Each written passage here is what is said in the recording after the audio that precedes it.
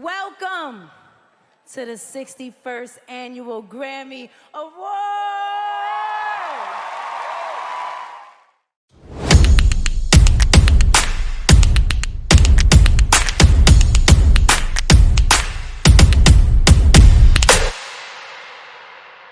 Before we begin, if you have not done so already, please hit the subscribe button for 600 years of good luck. It's here again! The Grammy Awards, otherwise known as music's biggest night, have given us countless memorable moments over the decades, from Jennifer Lopez turning up in that Versace dress in 2000 to Lady Gaga arriving not in a limo but a giant egg in 2011. 2019 saw Cardi B wear a vintage 1995 Thierry Mugler to make history by becoming the first solo woman to win Best Rap Album. Last year, the 62nd Annual Grammy Awards was a more somber occasion, with stars at the Staples Center appearing on stage below the retired jerseys of Kobe Bryant, who was killed in a helicopter crash earlier that same day. Despite that, the award ceremony was a sight to behold, opening with a brilliant performance from Lizzo and Sasha Fluid and closing out with multiple wins from 18-year-old pop wonderkind Billie Eilish, who swept the major categories: Best New Artist, Record of the Year, Song of the Year, and Album of the Year respectively, and on the way becoming the first person to win each of the four biggest categories since Christopher Cross in 1981. Although the world was witnessing history being made by a teenager, the night's many performers also came through with both respectful tributes and still celebratory vibes for the basketball icon. Tonight is for Kobe. At the 62nd Awards, Grammys regular Alicia Keys returned for a second year of hosting duties with aplomb. And her impromptu a cappella performance of It's So Hard to Say Goodbye to Yesterday with Boyz II Men proved a sincere tribute. But this year, the Recording Academy and CBS announced that comedian and one-time nominee Trevor Noah, host of Comedy Central's Emmy Award-winning Daily Show, will host the 63rd Annual Grammy Awards. Gayle King, Sharon Osbourne, and past Grammy winners including pop sensation Dua Lipa joined Recording Academy Chair and intern CEO Harvey Mason Jr. via livestream to announce the nominees for the 63rd Annual Grammy Awards, with Beyoncé topping the list with 9 nods and extending her record to the most nominated female artist in history with 79, while Taylor Swift, Dua Lipa, Roddy Ricch trailed closely behind with 6 nominations each.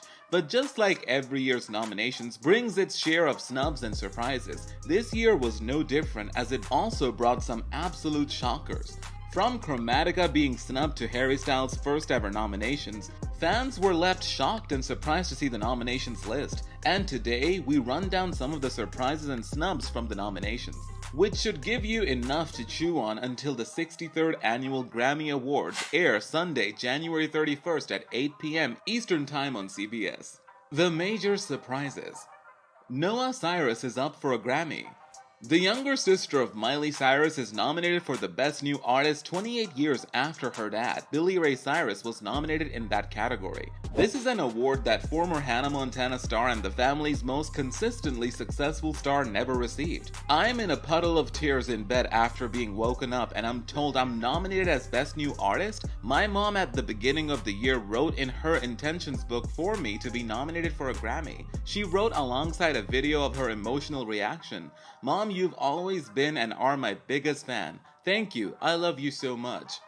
The deluxe edition of Black Puma's eponymous debut album was nominated for Album of the Year. This is surprising on 2 counts. The album wasn't a big hit. It peaked at number 200 on the Billboard 200, and the regular edition of the album was released and entered in the category last year. It wasn't nominated, though it was on the strength of that album that the duo was nominated for Best New Artist last year. According to the Recording Academy, the deluxe edition contained enough new material to enable it to be considered again this year. Black Pumas are also nominated for Record of the Year and Best American Roots Performance, both for Colors. Jacob Collier's 4th album, Jesse Volume 3, was nominated for Album of the Year even though it had yet to crack the Billboard 200.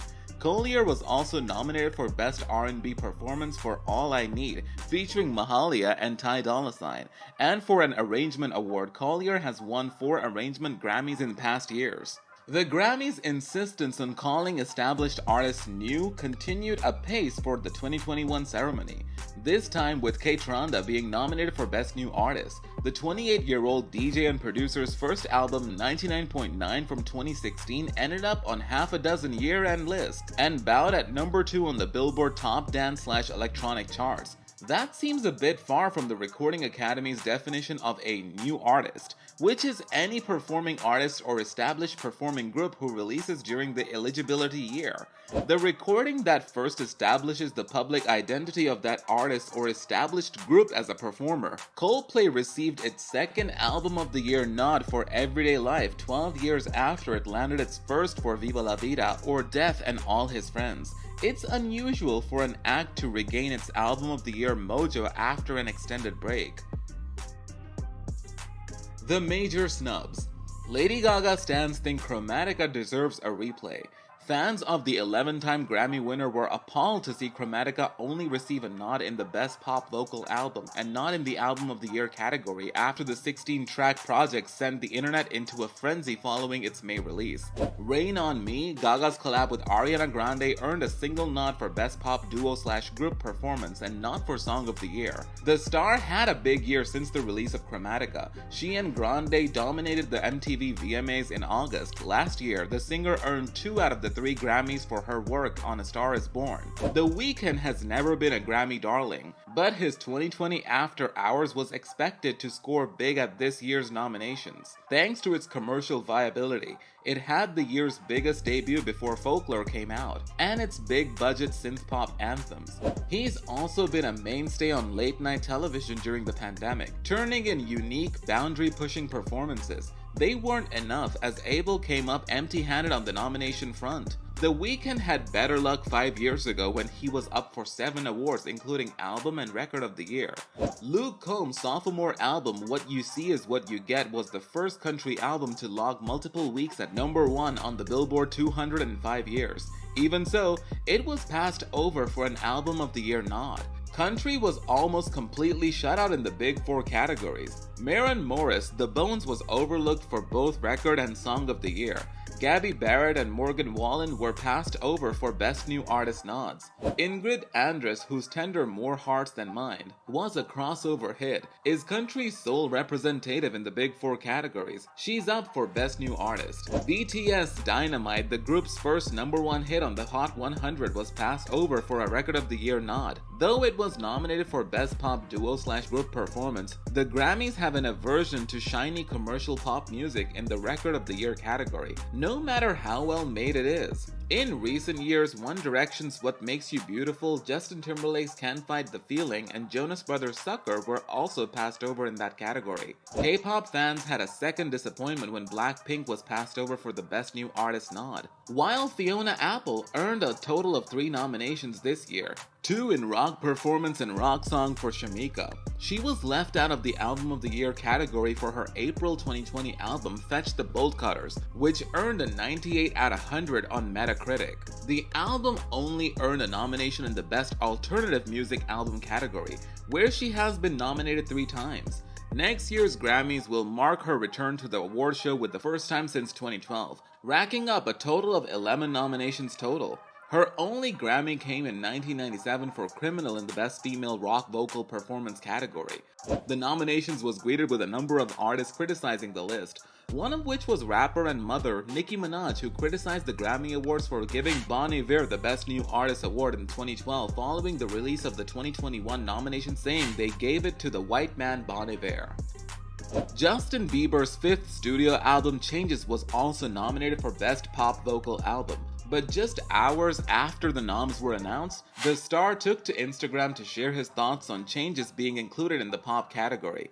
Halsey's exclusion from the 2021 Grammy nominations came as a surprise to many, given that her recent album Manic featured the hit song Without Me, which reached #1 on the Hot 100, and the singer called out the Recording Academy, accusing the awards of some shady behind-the-scenes practices and calling for greater transparency. To date, the singer has not been nominated in a Big Four category at the Grammys. She has received just 2 Grammy nominations to date, both 4 years ago. Perhaps the biggest on the list who blasted the awards for its nomination this year was The Weeknd, who called out the Grammys hours after the 2021 nominations were announced, tagging them as corrupt and tweeting that "you owe me, my fans, and the industry transparency."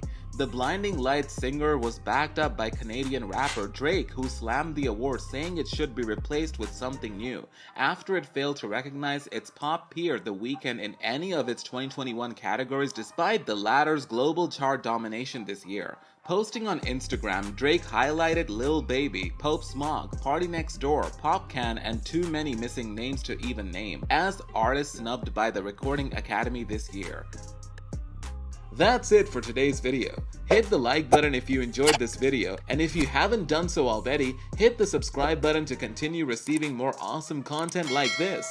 Thanks for watching, and see you next time.